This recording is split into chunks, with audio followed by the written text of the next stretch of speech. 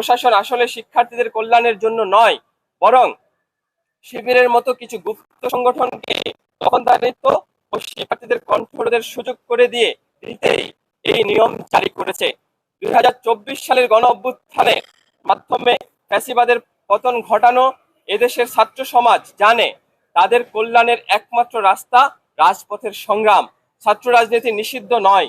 প্রাসঙ্গিকভাবে উল্লেখ্য যে বিশ্ববিদ্যালয় ক্যাম্পাস এর আবাসিক এরিয়া, একাডেমিক, প্রশাসনিক ভবন, বিচরণ ক্ষেত্র সমস্তটা মিলিয়ে বিস্তৃত।